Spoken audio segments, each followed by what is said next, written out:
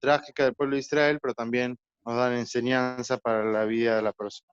Así que bueno, lo dejamos con el rabino Daniel Levy, toda su sabiduría que nos va a compartir hoy. Nos vemos también el jueves que viene, vamos a tener una clase sobre el Shabbat. Cabo Rab, ¿Qué tal? adelante. Buenas noches.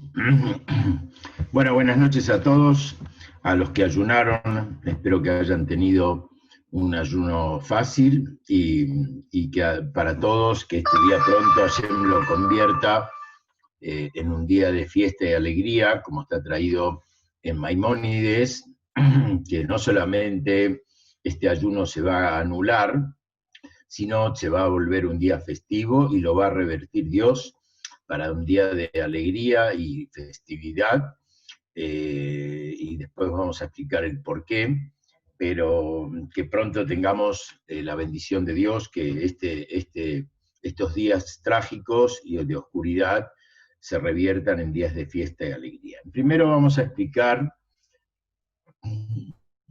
qué diferentes cosas ocurrieron a lo largo de la historia este día de 17 de Tamuz, que se fijó como el inicio de las 3 semanas, Beina Metzarim, que se denomina en la costumbre judía entre las semanas de sufrimiento y que tienen sus normas. En primer término, el día de hoy, históricamente, ocurrieron primero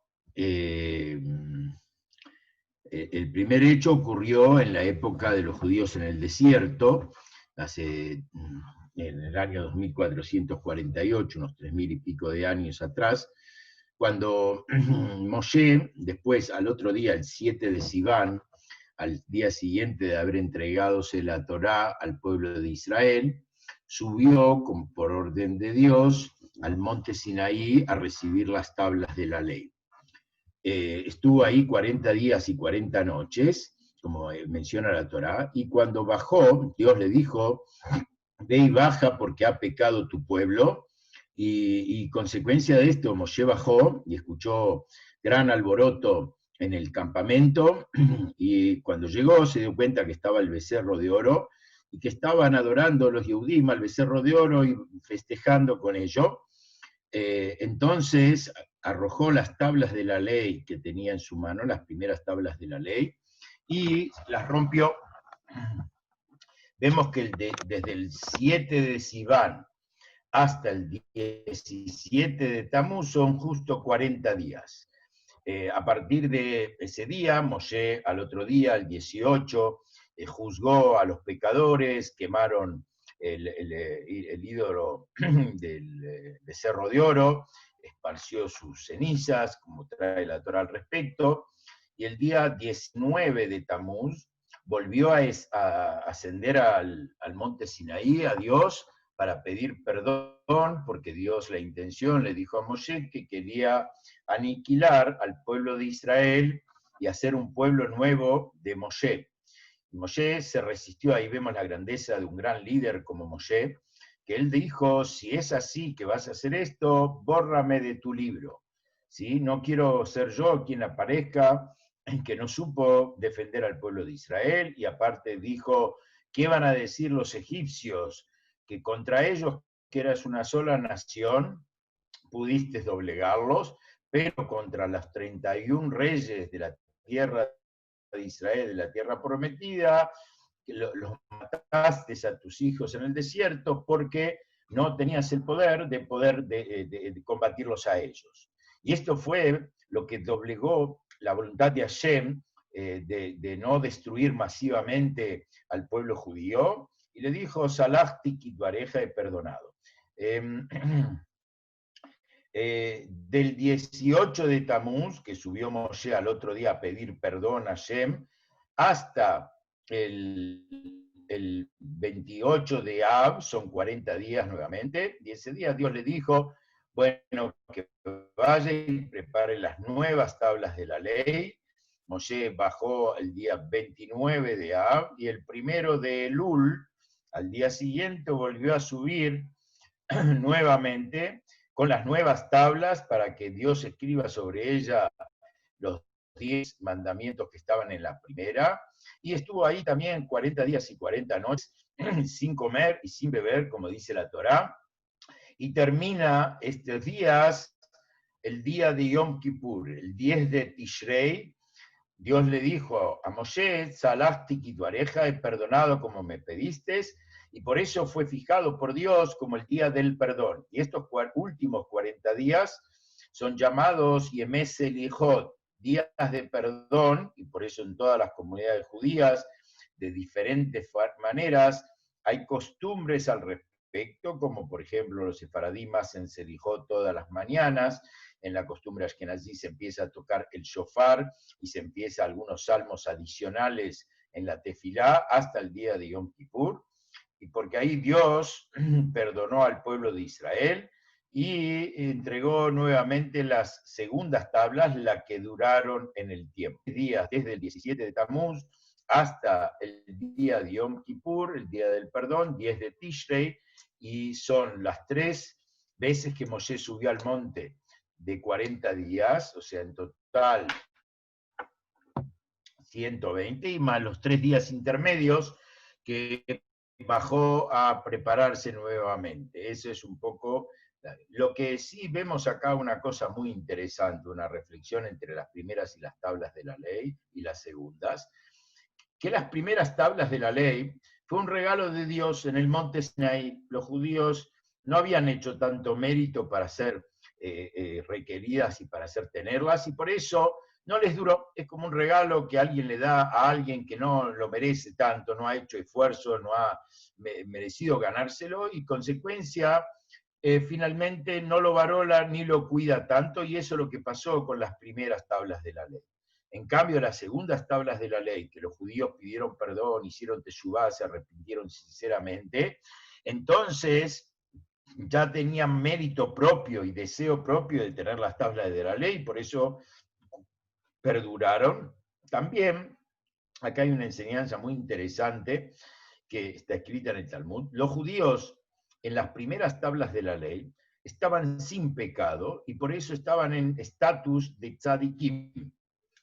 Y a pesar de eso, esas tablas de la ley no duraron. En cambio, las segundas tablas de la ley estaban en estatus de Baalé Teshuvá, retornantes, arrepentidos, que hicieron Teshuvá, hicieron mérito. Entonces, por eso el Talmud afirma el lugar que alcanzan los retornantes a Israel, de Israel, no llegan ni siquiera los grandes justos de Israel a ese nivel. Y esto lo vemos justamente en las tablas de la ley, que las primeras, a pesar que fue todo un hecho revolucionario, que Dios bajó a la tierra y le entregó las tablas en el monte de todo el suceso, no se sostuvo porque no había esfuerzo personal, dedicación y arrepentimiento por parte de la persona. En cambio, las segundas tablas de la ley, que fue de esa manera, son las que duraron hasta hoy en día y fueron las que guiaron al pueblo de Israel a partir del día siguiente de ese Yom Kippur. Dios le ordena a Moshe que haga el Beit Hamikdash, el Mishkan, que empiece la construcción del Mishkan, que duró desde ese día hasta el 1 de Nisan, víspera de Pesach, que se inauguró el Mishkan. En realidad se lo terminó para aproximadamente Hanukkah, y después la puesta en marcha fue el 1 de Nisan, que fue en ese periodo que iba desde Yom Kippur hasta la festividad de Nisan. Ahora vamos a adentrarnos, más allá de esta reflexión que hicimos de la importancia, ¿qué otros sucesos ocurrieron el 17 de Tammuz? El primero,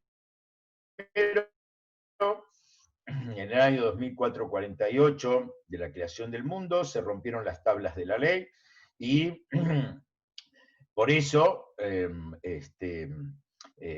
conmemoramos este día, recordamos este día. El segundo hecho ocurrió en el primer templo de Jerusalén, que cuenta el Talmud que los Yehudim tenían una mitzvah de todos los días traer 2 corderitos, uno a la mañana y otro por la tarde, como ofrenda, el Korban Tamid, en representación de toda la comunidad judía, y que eso se compraba con aporte de cada uno y uno, tanto rico como pobre, con el medio shekel, que había una mitzvah de aportar al Beit HaMikdash, y cuando los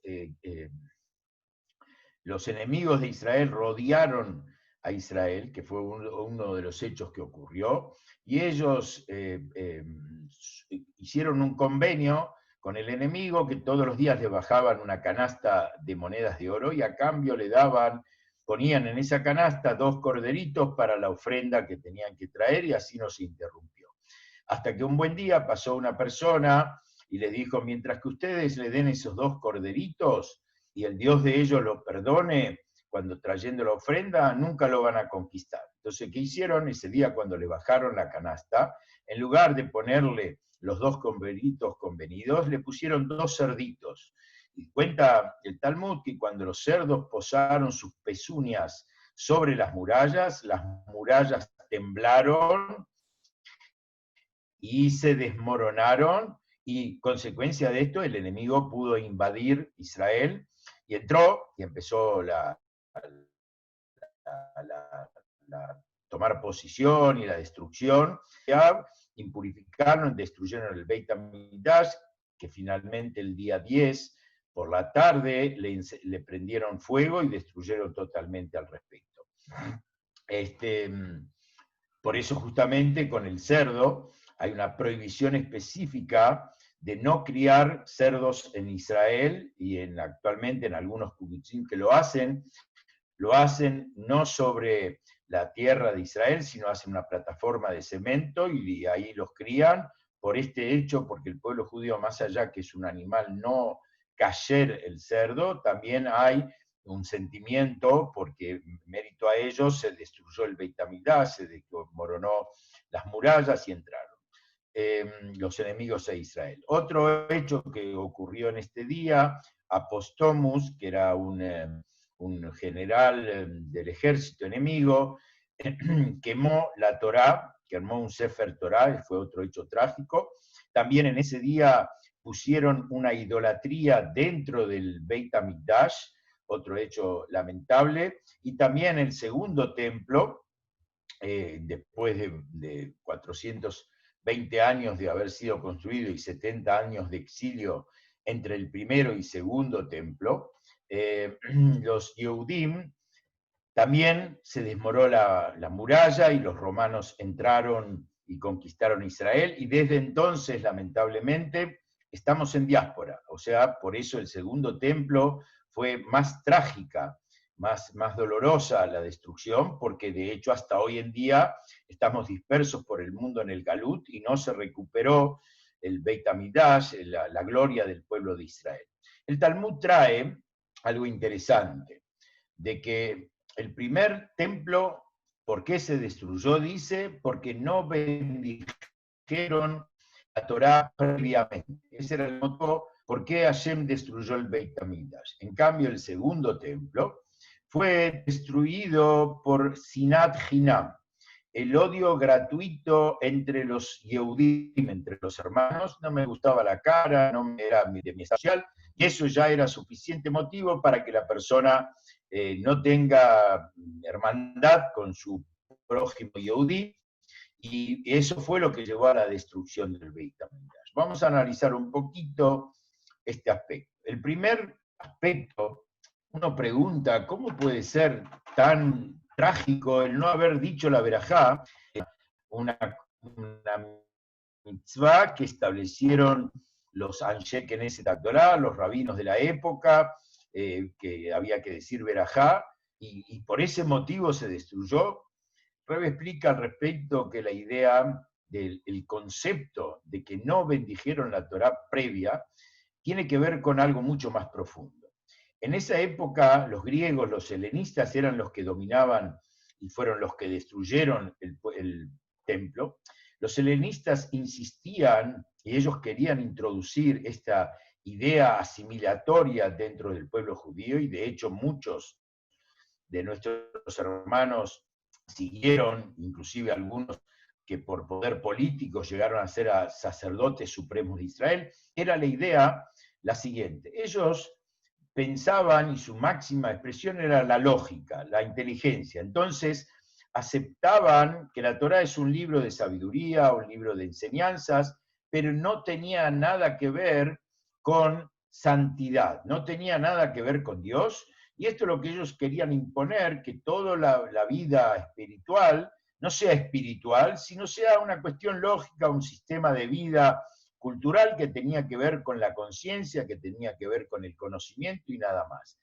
Y por eso querían desconectar al pueblo de judío con el dador de la Torá, que era Dios. Por eso vemos en la Torá, en la bendición de la comunidad, Shernatan Lanu, Torató, Toratemet, que nos dio su Torá, que es una Torá verdadera, o sea, es eterna y verdadera porque tiene que ver con Dios, todo lo que proviene de Dios es verdad absoluto y eterno, y todo lo que proviene de los hombres, por más sabios, es limitado, porque el mismo hombre es limitado, y el hombre no es eterno, tiene una fecha de caducación su vida, y por eso también pueden ser cambiantes las ideas de los hombres, de hecho son cambiantes, en cambio las propuestas de Dios son eternas. Kiem hayenu beoregiamenu, como decimos todos los días en la tefilá, ellas son nuestra vida y nuestra largura de años, y tiene que ver con la perpetuidad del pueblo judío. Ellos no aceptaban este concepto, que la Torá es dada por Dios y que la Torá le pertenece a Dios y es divina. Tiene que ver con lo divino y por eso uno puede y debe subyugar su conciencia y su voluntad, que eso fue lo que hicimos los judíos en el monte Sinaí, como condición previa a recibir la Torá fue proclamar Naaseh Benishma. Haremos, aceptamos, Kabbalatol, subyugación al Creador, y después entendemos. ¿Qué significa esto?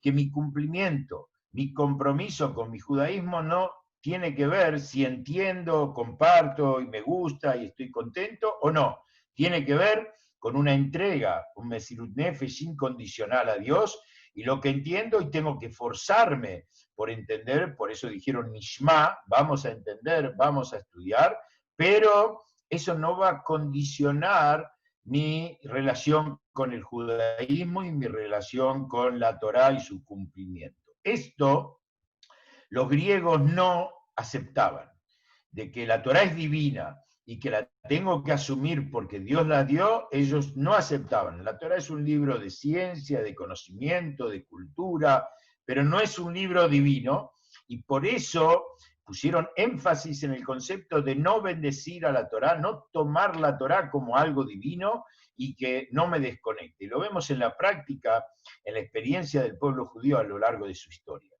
Todo judaísmo que expresó su manifestación a través de cosas muy interesantes, culturales, pero que se desligaba de la vida observante, de la vida con una relación con la Torá, fue temporalmente, pudo haber tenido su valor, pero después sucumbió y pasó a la historia, como igual que los demás pueblos del mundo.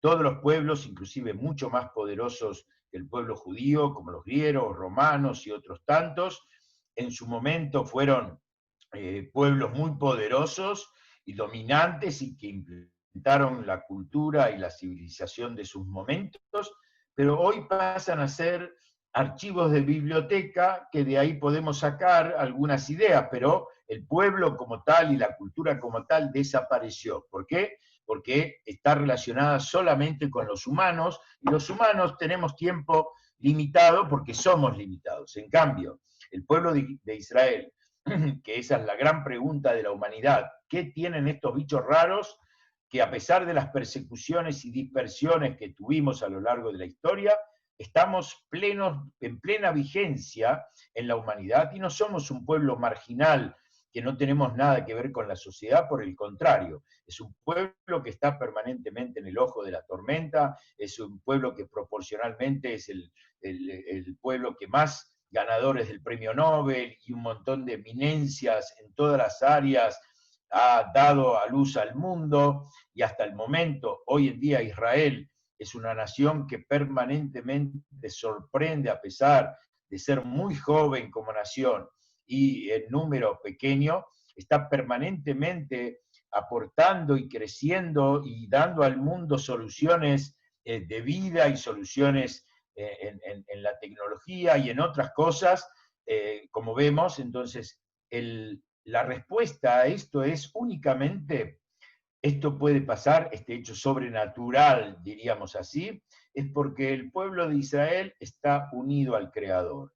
Y como el Creador es eterno, y la Torá, que es su pensamiento, es eterna, cuando nos ligamos a eso, también nos transformamos en un pueblo eterno y una idea imperturbable. Ese fue el juramento que Dios nos hizo en el momento de la entrega de la Torá en el monte Sinaí, y nosotros recíprocamente le prometimos a Dios que vamos a ser fieles permanentes, y vemos en la práctica que cuando las comunidades judías son fieles al cumplimiento de Torá y Mitzvot, más o menos, pero estamos relacionados con la verdad de la Torá, indudablemente esas comunidades trascienden en el tiempo y sobreviven a toda persecución y circunstancia. Pero ahora vamos a analizar este aspecto de que por qué la Torá fue destruido el Beit HaMikdash, y vemos que la dispersión del pueblo judío se dio más y más y más, cada vez más dispersos en mayores rincones de la tierra. O sea, hasta, por ejemplo, hasta el Holocausto había una concentración masiva de judíos en Europa, y en América había pocos judíos, y a partir de ello una explosión, digamos, de dispersión de judíos, y hoy prácticamente no hay país en el mundo que no hay una, aunque sea pequeña, pero no hay una comunidad judía. Y esto es un planteo, y por qué el Galut se plantea de esa manera. Hay varias explicaciones que nos da el Talmud. Una de las explicaciones es que Dios hizo un gran favor a la comunidad judía, que no estemos concentradas en un solo lugar, como fue el primer templo, que estábamos en Babilonia o en Persia, con Mordejai y el rey Ahasverosh, y que Ciro, el nieto de Ahasverosh, fue el que contribuyó para la construcción del segundo templo, sino la dispersión es mayor. Y uno de los motivos, dice el Talmud, por qué hizo este gran favor Dios, es para que cuando una comunidad en alguna parte del mundo está padeciendo un acto de antisemitismo, de persecución, los otros Yehudim de cualquier otra parte del mundo primero le abran las puertas para que puedan emigrar, como pasó siempre, y le den acogida, y segundo, que colaboren económicamente para que esa comunidad que está padeciendo en cualquier rincón del mundo, las otras comunidades puedan aportarles y ayudarlos, y eso es una misericordia mejor que estemos en un solo lugar, digamos, concentrados. Se entendió que eso es perjudicial si estaríamos en un solo lugar, y fue mejor esta dispersión. Pero más profundamente, la Cábala y el Hasidismo ve otra dimensión. El hecho es, y por eso en la última etapa de los años 40, 50, cuando fue el Holocausto, hubo una aluvión de gente que vino por ejemplo, a la parte del globo terráqueo, la parte inferior, Sikadura Tachtón, y especialmente el rebe anterior de Lubavitch, que de ahí empezó todo el trabajo de difusión de judaísmo, continuado por el rebe en sus últimos 70 años, de mandar y shluchim a todos los rincones y provincias y lugares para difundir y renovar el judaísmo. ¿Por qué? Porque era el momento de conectar todo el mundo, todas las naciones de la tierra, todos los lugares con el Creador. Entonces, eso lo hace, y esa es la misión de un Yehudí, y para eso fuimos Aman y Bjar, el pueblo elegido. ¿Cuál era nuestra elección? Traer a Dios, traer divinidad al mundo entero. La misión de la humanidad es civilización, crear condiciones tanto equitativas, justas, actos de justicia, una vida sana, poner tribunales, policías, gobiernos, para que funcione. Dentro de esa misión también los judíos estamos absolutamente comprometidos con esta misión, que son los 7 preceptos de los hijos de Noé. Pero extra a esa misión que tenemos. ¿Y para qué nos eligió Dios? ¿Cuál es nuestra misión como pueblo elegido? Es traer divinidad, santificar el mundo. Y por eso el medio para ello son las mitzvot que Dios nos dio, como dice el Talmud, que la palabra mitzvah viene del origen arameo, tzaptá, unión, y jibur, ¿sí? Que a través de que yo agarro un elemento físico, material de este mundo, y lo transformo para utilizar, hacer la voluntad de Dios. Por ejemplo, un tefilim, agarro una cuero de vaca de un animal común y corriente que yo podía hacer con esos zapatos, podía hacer cinturón, podía hacer cualquier cosa. Hago con ellos unos tefilim. Ese tefilim primero me permite a mí cumplir la voluntad del Creador, poniéndomelos todos los días, a partir de los 13 años, todo hombre, y cumplir esa mitzvah. Pero más aún, en esa materia prima, vulgar, común, que podía yo elegir hacer con ella cualquier cosa que se me antojara, hasta cosas negativas, porque podría ser un rebenque para castigar a otros y azotar a personas, y yo elegí hacer con ese cuero una mitzvah de Hashem, estoy impregnando en el cuero santidad, y por eso un tefilim o cualquier elemento de santidad, aunque se haya descartado porque ya está viejo, porque se rompió, se arruinó, cualquier motivo fuere, no lo puedo tirar a la basura. Tiene santidad y lo debo mandar a una genizá. ¿Por qué? Porque ya hubo una transformación en él que Dios está impregnado y por eso no es descartable. Lo mismo una hoja que yo imprimí palabras de Torah en ella, un libro, y estudié en ellas, o sea que yo fui el vínculo con esa hoja y la divinidad de Dios impregnada, ya no se puede descartar. Entonces, esa es nuestra misión, hacer de este mundo una morada para el Creador, traer divinidad a todos los rincones del mundo. Y este fue el verdadero motivo de por qué fuimos a Galut, y ahora vamos a ampliar un poquito. El segundo templo fue destruido, dice el Talmud, por el odio incondicional. Y en las plegarias del Musaf decimos, Nipnejataenu galino mearceno, por nuestras faltas, nuestros pecados, fuimos desterrados de nuestra tierra y fuimos mandados al Galut. Y vemos que cuál es el motivo que hasta hoy en vigencia sigue, porque está todavía el motivo que nos llevó al Galut, el sinat hinam, el odio gratuito. ¿Y cómo revertimos eso? Haciendo exactamente lo contrario. Amor gratuito, Ahavat Israel gratuita, no tener motivos y explicaciones por qué yo me ocupo de otro yehudí o lo quiero, simplemente porque es un yehudí y es mi hermano, es parte mía y por eso voy a ayudarlo físicamente, económicamente, lo voy a ayudar espiritualmente, educándolo, ayudándole a que él entienda cuán importante es para el judaísmo. No importa lo que él cree, lo que piensa, lo que aprendió. Para el pueblo judío, en primer término, es hijo de Hashem. Hashem lo ama y lo quiere como un hijo. En segundo término, es hermano mío, es parte mía, es parte de la totalidad del pueblo judío. Y si un judío falta en la totalidad del pueblo judío. No es él se excluyó, bueno, vaya él. No puedo bajar los brazos porque eso hace al completar a la nación yehudí en todo el mundo. Y por último, está afirmado que en la próxima redención, cuando venga el Masías pronto en nuestros días, no va a haber elección. En la salida de Egipto, los judíos pudieron elegir salir de Egipto o no.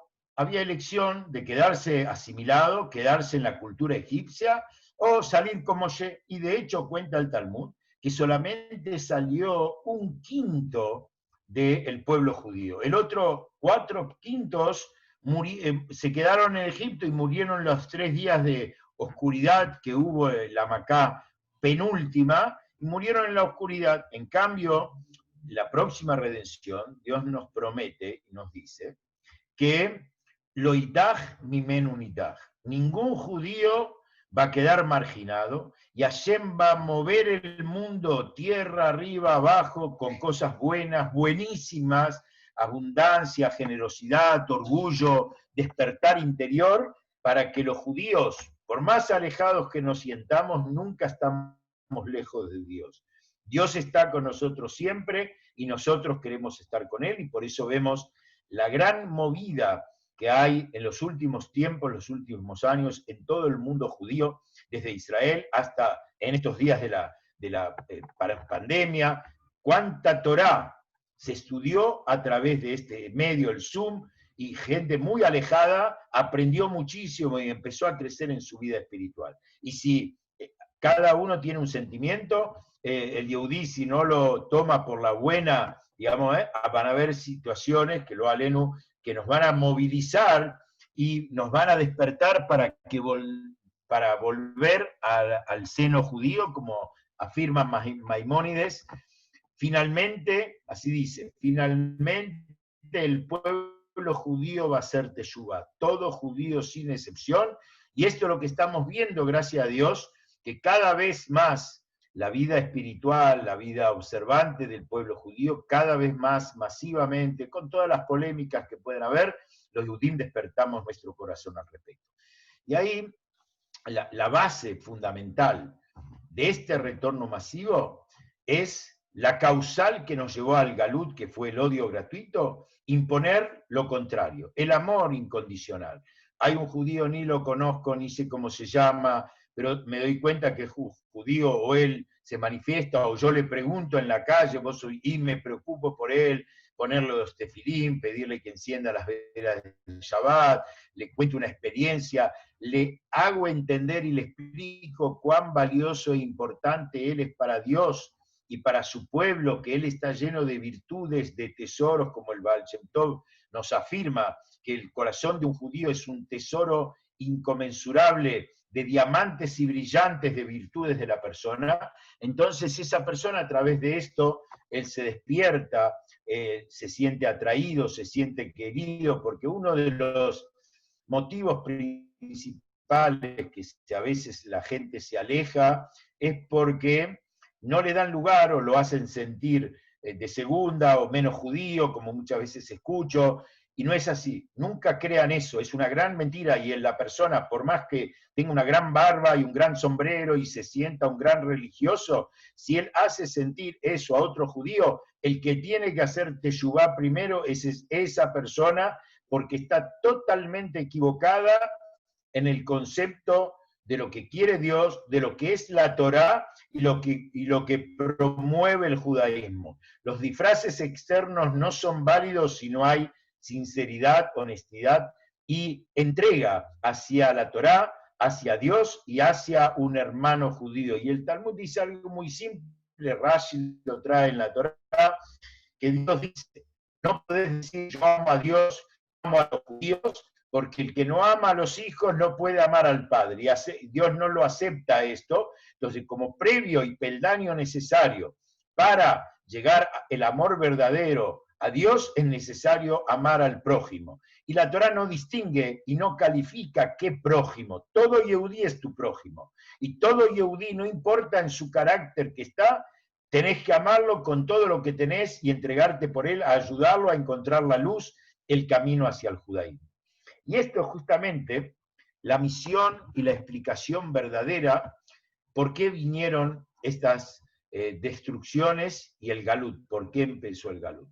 Externamente dimos las explicaciones por la falta de amor y demás. Pero internamente hay un sentido mucho más altruista, mucho más valioso. En primer término, de Dios viene solamente la bondad. Así afirma el judaísmo, así afirma el Tanaj. Entonces, inclusive aquellas cosas que parecen a ojos vistas cosas trágicas o cosas no agradables, parecería como un castigo. Dios no castiga. Cuando viene a un hecho a veces fuerte es porque Dios nos ama. Y como dice el rey Shlomo, a quien Dios ama a veces hace sufrir. ¿Para qué? Para sacar de él lo mejor. Lo más importante, las dotes y dones de las personas a veces se revelan cuando a él le toca pasar vicisitudes y momentos difíciles, y él saca de adentro lo mejor de él, y ahí él recién empieza a tener contacto con la verdad de la vida, con el verdadero bien, que no es pasarla bien. El verdadero bien es hacer el bien y esforzarte. Y entonces a veces parece que nos tienen que sacudir un poquito, desestabilizar a toda nuestra comunidad física, económica, perdón, para poder empezar a trabajar duro y cambiar el destino de las cosas. Entonces, eso es amor. Cuando un padre le llama la atención a un hijo, es porque realmente lo quiere, y a veces le pone unas sanciones porque realmente lo quiere. Y contrario al padre que le dice, haz lo que quieras, es que no muestra amor por él. Entonces, a veces el llamado de atención, una reprimenda, una pequeña sanción, son por amor. Es amor verdadero y es el mejor y máximo amor que uno puede, porque tiene que esforzarse. Él lo ama a su hijo, no le quiere dar una reprimenda, pero sabe que si no lo hace lo está maleducando, está mostrando que no le interesa, y entonces hace un esfuerzo interior para llamarle la atención con cariño. ¿Por qué? Porque quiere que su hijo mejore, porque quiere que su hijo sea una buena persona, que su hijo sea superior a él. Lo mismo pasa con Dios con nosotros, que nos pone a veces en momentos de aprietos para que veamos la luz, para que veamos la verdad, para que cambiemos nuestras vidas. Y por eso, a partir de la destrucción del templo, que perdimos nuestra patria, que perdimos nuestro templo, que fuimos perseguidos, humillados, empezó el Galut. Galut es destierro. Y la misión nuestra en el Galut, que es, como dijimos antes, abrir el Galut y en medio de la palabra Galut insertar una Aleph. Una letra Aleph, la primera letra del abecedario judío. Si yo pongo la letra Aleph en medio de la palabra Galut, ¿qué se lee? Geulá. Los dos extremos. Geulá es redención, es salvación, es la era mesiánica. Entonces, esta fue la verdadera misión. ¿Por qué Hashem destruyó su casa y nos mandó al Galut? Para que nosotros, Yehudim, en todos los rincones del planeta, cumplamos la verdadera misión para que fue creado el mundo entero. ¿Para qué fue creado? Para que este mundo físico, material, y parece ser imperfecto por todos lados, el Yehudí y el ser humano en conjunto trabajen con esfuerzo, con dedicación, con entrega, para mejorarlo a este mundo, para asociarlo al Creador y hacer en todos los rincones del mundo una morada para el Creador. O sea, insertar en medio de la oscuridad, en medio del Galut, en medio de la tragedia, insertar la Aleph, que simboliza a Dios y simboliza divinidad, simboliza estar asociado al creador del mundo, entender que hay un creador del mundo y que esto no es un accidente y que cada uno hace lo que le parece y viva la pepa. Justamente esta pandemia nos dio una gran lección a toda la humanidad, que entendimos que no estamos nosotros en condiciones de ser autosuficientes y eficientes en todo. Hasta hoy en día, lamentablemente y con mucho dolor, la ciencia, con todos sus avances y demás, no encuentra una solución, una vacuna, contrarrestar, y países que creyeron que ya estaban superados tienen que dar un paso atrás. Esto está mostrando que hay un Boreolam, hay un creador al mundo, y hay alguien que maneja la vida del mundo, y que todos los gobiernos que se creían autoridades absolutas no tienen nada si no están conectados con el Creador, y es un llamado a la reflexión a cada uno. De primer término, tener humildad, ser humildes y reconocer en el Creador. Cuando yo tengo humildad, cuando tengo sensibilidad, puedo ver al otro, puedo ver la necesidad del otro, puedo ver que el otro existe. Cuando yo soy soberbio y me siento engreído, yo lo único que veo, me veo a mí mismo. Lo único que procuro del mundo es cómo usurpar del mundo, a expensas a veces del hambre de la gente, para yo acumular más, porque lo único que veo es cómo soy yo más. En cambio, cuando pasan lo aleno estas cosas, y que son muy fuertes y trágicas, y le pedimos a Dios que ya rápidamente suspenda esta tragedia, pero en el fondo nos están despabilando, sacando las gafas negras de los ojos del egoísmo y la soberbia, y nos permiten ser un poco más flexibles, más humildes, más sencillos, y cuando tenemos esa visión podemos ver la necesidad del otro. Entonces el verdadero motivo que por qué estamos en estas 3 semanas de Ben Hametzarim, en la estrechez y en la oscuridad y en la angustia, es para que justamente cada uno saquemos lo mejor de nosotros. De la oscuridad hagamos la luz, como dice el rey Shlomo en Proverbios, y ahí dice, Yitron Aor Mitoja Hoshev, la superioridad de la luz que proviene de la oscuridad. O sea, revertimos la oscuridad y transformamos la oscuridad en luz verdadera, en luz para nuestra vida y en luz para nuestro entorno. Quería compartir un pequeño chiste que escuché el otro día en un Fabrengen del rabino Slabatinsky, que él contó que, hablando de las luces, él contó que en Polonia había una ciudad, Helem, y era famoso los jajamim de Helem, de esa ciudad, porque no eran tan pícaros, y así hay muchos chistes al respecto de eso, y entonces dice que había toda una polémica en el mundo de que qué ilumina más, el sol o la luna. Entonces, normalmente una persona dice el sol ilumina, de día cuando está el sol se ve todo, y a la noche, cuando está la luna, se ve poquito, se ve algo, pero no ilumina como el sol. En cambio, los jajamín de Helem decían, no, la luna tiene más luz que el sol. ¿Y cuál es la prueba? El sol ilumina de día porque es día, entonces parece que él ilumina más, pero en realidad es porque es día, hay más luz. En cambio, la luna solita a la noche está todo oscuro, y a pesar de eso ella ilumina, entonces tiene más poder que el sol. Obviamente es un poco necio la idea, pero la idea de que la luz está porque sí, no, la luz no está porque sí. La luz la tengo que generar. Hay un sol que sale cada mañana, movido por Dios en el sistema planetario, y se pone al anochecer para enseñarnos que podemos, nuestro día judío empieza en la oscuridad. A las 7 de la noche, cuando oscurece, ya es el día siguiente. Vayere, Vayboker, Yom Echad. Fue noche, y fue día, y fue un día. La perspectiva, la filosofía judía es, empezamos en la oscuridad, empezamos con la noche, pero la meta es alcanzar la luz, vivir en la luz, quedarse en la luz, no hacer de la oscuridad un modo de vida.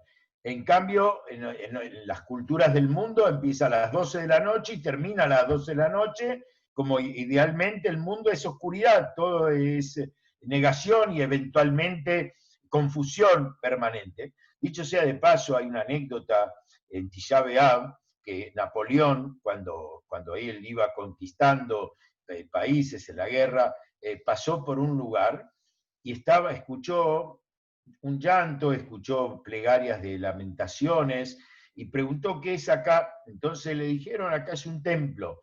Y entró y preguntó de qué se trata y por qué. Entonces le dijeron, hoy es Tisha B'Av, y hace casi 2000 años fue destruido el templo de Jerusalén, y por eso hoy conmemoramos este hecho y lloramos por la pérdida del templo y pedimos a Dios que nos haga retornar a Jerusalén. Entonces él dijo, un pueblo que después de 2000 años sigue implorando y tiene esperanza de esto, seguro que se va a cumplir. Estamos hablando de Napoleón, que no era el gran amigo. A pesar de eso, él se dio cuenta que cuando no claudicamos y no aceptamos la oscuridad como un modo de vivir, el egoísmo como un sistema cultural, solamente pensar en nosotros, eso nos da confianza y nos da esperanza y nos da seguridad que finalmente va a revertirse la situación, y cada acto de luz que hacemos nos aproximan inmensamente a la redención. Iba a hacer un comentario que escuché de un colega mío que aprecio, el rabino Shem Tov, en el día de ayer, Maimónides dice que uno tiene que verse a sí mismo en su vida equilibrado, tantos actos positivos y tantos actos negativos, contrarios, y ver a sí mismo a la humanidad, todo el mundo verlo de esa manera y equilibrado. Y mi próxima decisión, si yo voy a hacer un pecado, dice Maimónides, voy a inclinar la balanza mía personal y la del mundo entero hacia el mal y trayendo destrucción al mundo. En cambio, si yo voy a inclinar mi próxima decisión, mi próxima palabra, pensamiento, acción en algo positivo, en algo bueno, voy a inclinar la balanza del mundo entero y de mi vida para Yeshua Beatzalá, salvación y éxito, digamos, traer luz al mundo. Entonces uno se podría preguntar, parece medio fantasioso esto, ¿cómo un solo ser humano puede cambiar el destino de 8.000 millones de personas que somos los seres humanos que conformamos este mundo? Es un poco medio raro poder pensar en eso. Y pensar que una sola persona puede vencer a 8.000 y traer salvación y bendición para todo el mundo, eventualmente. Pero esto porque tenemos una visión equivocada de lo que Maimónides nos está diciendo. Maimónides nos dice, primero que todo, vos mirá al mundo que 4.000 millones de personas están de un lado, son positivos, y 4.000 están del otro, hay un equilibrio. Entonces vos sos el que va a poder inclinar la balanza. Tu decisión vas a pasar del lado bueno al lado malo o del lado malo al lado bueno en primer término. Y segundo concepto, y justamente este momento que está viviendo la humanidad nos hace entender que lo que dice Maimónides tiene vigencia absoluta. Hoy vemos que una persona en un rincón del mundo, en Wuhan, en China, se comió un murciélago y esa persona fue afectada por ese murciélago y empezó a infectar al resto del mundo y miren las consecuencias, cuántas cientos de personas murieron, miles de personas infectadas y estamos totalmente desconcertados. Vemos que lo que dice Maimónides, y si esto es para el mal, o sea, como es una epidemia, cuánto más y más, dice el Talmud, que una acción de bien se multiplica mucho más que una acción de maldad. Y lo mismo vemos hoy con una persona sentada en un rincón del mundo, aprieta un botón y puede traer destrucción masiva con una bomba, con esto, y él ni siquiera sabe cómo funciona esa bomba y qué mecanismo, pero para apretar el botón es muy fácil. Entonces, eso nos hace entender que sí somos relevantes, cada uno tenemos capacidades y Hashem nos da esas oportunidades cada día, en cada momento, de elegir. Traer salvación y bendición al mundo o traer lo contrario a ello. Y cada uno tenemos ese poder porque Dios nos hizo imagen y semejanza a Él y nos introdujo, insufló dentro de nuestro su hálito de vida, que es a Dios mismo tenemos en nuestro alma y por eso somos los únicos seres creados que tenemos libre albedrío. Elegir hacer el bien, elegir hacer un acto de bondad o lo contrario. Todas las otras criaturas, desde espirituales, ángeles, hasta los minerales, vegetales, animales y demás, donde Dios los puso, ellos no pueden hacer otra cosa. No pueden cambiar su destino y por eso ellos no tienen pago y recompensa, porque son robots automatizados y son estáticos, en donde Dios los puso, ahí tienen que funcionar y no tienen ni obsor de gremio, ni paro, ni hacer revolución, nada. El único que Dios lo puso un caminante, así lo llama el Tanaj, es el ser humano. O va para adelante, va para arriba y crece y hace crecer con él todo el mundo que lo rodea y que lo afecta, o va para atrás. El hombre no se puede quedar estático. El ser humano no es aquí llegué y esto es mío, no. Si yo no crezco, automáticamente empiezo a decrecer y a arruinar y a afectar porque no estoy educando mientras vivimos. Mientras respiramos, nos estamos educando. Tenemos que educarnos y esforzarnos por salir adelante. Esa es un poco la idea. Y bueno, la idea de estas 3 semanas en el fondo es traer luz al mundo, insertar la Aleph en el medio del galut, de la oscuridad, de la desesperación, saber que nada pasa en el mundo si Dios no lo prevé.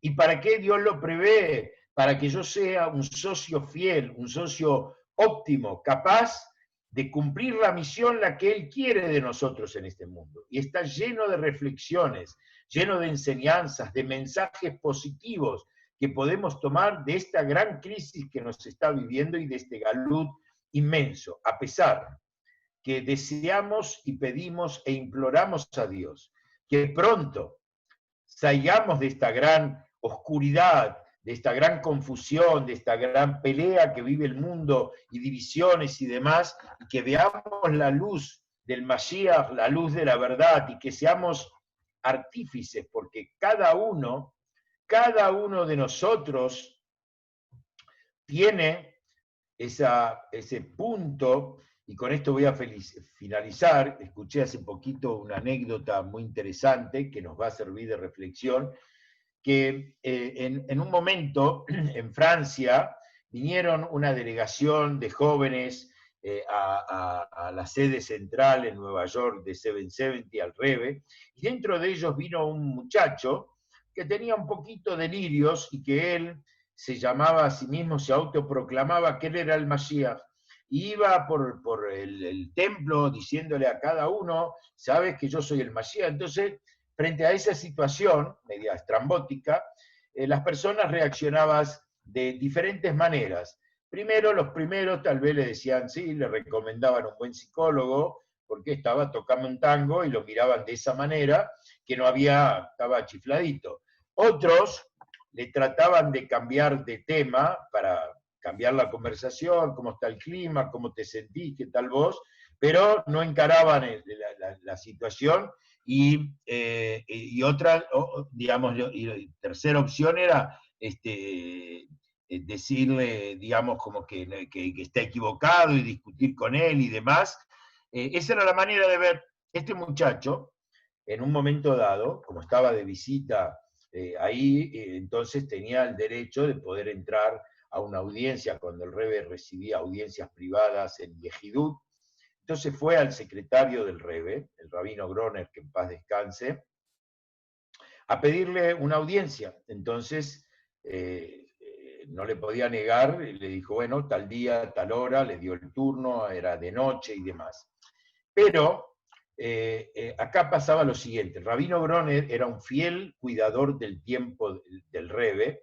Entonces él, cuando la persona, la familia, quien sea, entraba a una audiencia con el Rebbe, él entreabría la puerta y observaba qué pasaba adentro. Si la persona que entró se estaba excediendo, hablando, molestando, el tiempo del Rebbe era muy, muy valioso, y aparte cada día, que lo hacía a veces 2 o 3 veces por semana, el Rebbe estaba toda la noche. Comenzaban a las 10 de la noche y a veces terminaba a 5 o 6 de la mañana recibiendo gente, y había mucha gente esperando sus turnos. Entonces cada segundo era valiosísimo. Entonces el rabino entraba, abría la puerta primero, decía, después tal vez cuando se ponía pesada la persona, salvo que el Rebbe era el que estaba hablando, o el Rebbe le hacía seña que lo deje, entonces una persona podía estar a veces hasta 1 hora o más, pero si no, una audiencia tardaba minutos, 1 minuto, 2 máximo.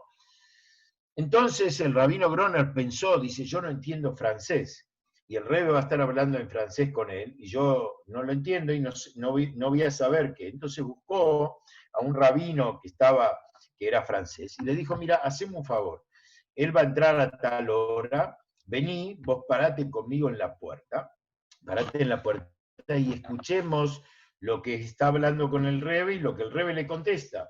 Y si vos ves que está hablando, molestando, extendiéndose, me avisáis, yo voy a hacer el trabajo sucio de sacarlo, de entrar y demás. El muchacho aceptó, el rabino aceptó, y se paró en la puerta, y escucha de que este muchacho le dice al Rebbe le dice al Rebe, ¿sabe Rebe que yo soy el Mashiach? Yo estoy nominado para ser el Mashiach y yo soy el Mashiach. Entonces el Rebe, lejos de reírse o lejos de decirle, dejá de hablar pavadas, ¿cómo vas a ser el Mashiach?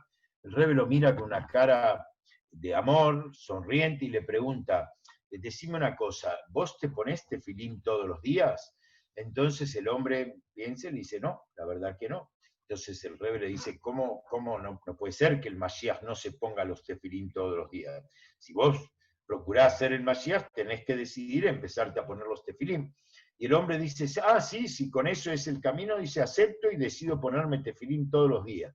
Y después el Rebe lo mira nuevamente y le pregunta, ¿y vos sos observante del Shabbat como corresponde? Y le dice, no, la verdad que no. Y dice, si sos candidato a ser Mashiach, tenés que decidir y tenés que cumplir Shabbat y demás. Y el hombre sintió que tenía sentido y le dice al Rebe, le promete que va a empezar a cumplir Shabbat, y así lo mismo con el Kasher. Y el hombre decide estas 3 mitzvot, y el Rebe le dice, cuando sientas que ya estas 3 mitzvot las tenés implementadas, vení de vuelta a verme, y dice así, estas palabras que usa el Rebe. Y vamos a seguir conversando para que vos puedas crecer más y que puedas ser el Mashiach. Estas fueron las palabras del Rebe. Uno ahí, primero que todo, lo que ve, el amor inmenso que el Rebe vio en cada Yehudi, inclusive este que uno diría está chiflado, el Rebe no dijo está chiflado. El Rebe trató de sacarle lo mejor de él, el potencial de él. En segundo término, el Rebe no se erigió sobre él como autoridad, no le dijo, vení que te voy a seguir diciendo, enseñando qué vas a tener que hacer. No, vení, conversemos, somos iguales, vos y yo, y charlemos a ver cómo podés mejorar. ¿Para qué? Para llegar a ser Mashiach. Y como el Rebe lo estaba cargando, y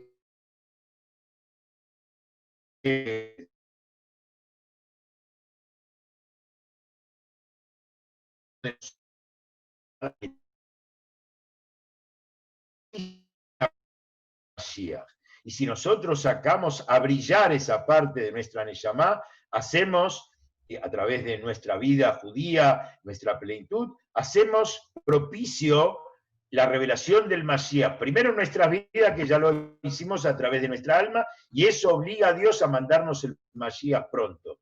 Que realmente Dios nos haga ver con nuestros ojos cómo el Mashiach es una realidad de nuestro mundo, cómo la bendición y la luz brilla sobre la oscuridad, y que todos los males, todos los sufrimientos del pueblo de Israel.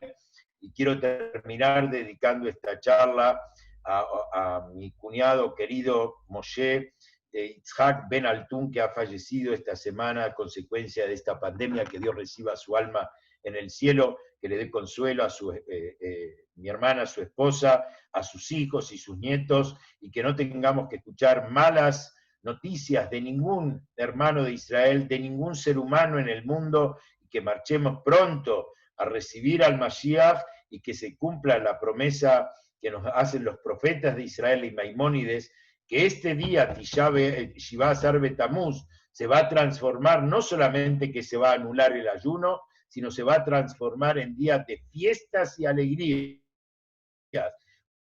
Una gran fiesta con el Mashiach, compartamos todos juntos. Amén. Buenas noches a todos.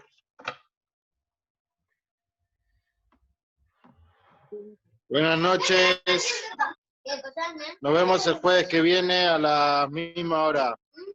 Muchas gracias a todos por participar, y espero que nos encontremos nuevamente, que cada día podamos ser mejores personas y apresurar pronto así una vida plena para nosotros. Amén, amén. Gracias. Están todos con pantalla apagada, no veo a nadie.